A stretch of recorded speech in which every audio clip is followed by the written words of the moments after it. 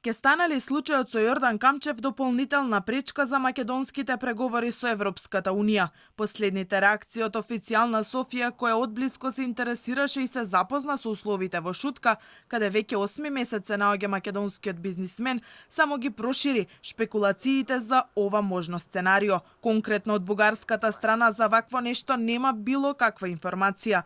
Но бугарските представници кои во петокот го посетија Камчев изнесоа низа критики и реакции за неговата состојба, но и општо за условите во кои се држат притворениците во Република Македонија.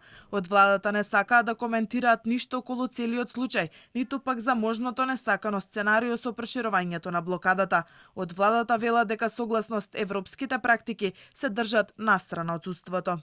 Владата секогаш била и е транспарентна за случајот за кој прашувате. Би сакале уште еднаш да повториме дека во однос на постапувањето на судиите по конкретни предмети, владата нема никакви надлежности. Почитувајќи го принципот на независност на судството, како влада не коментираме одлуки на судовите. Впрочем, независноста на судството и владење на правото е во сршта на условите за членството во Европската Унија. За состојбата со Камчев алармот не доаѓа само од соседна Бугарија. Голема врева се крена уште неодамна по посетата на поранешниот еврокомесар Јан Фигел, кој исто така го посети Камчев во притворот и исто како и бугарските представници изнесе низа сериозни критики кон надлежните во државата. Фигел дури предупреди дека состојбата на Камчев е премногу сериозна и од здравствен аспект за тој да мора да седи во притвор, иако досега неколку пати понуди милионски гаранции за да се брани од слобода или од домашен притвор.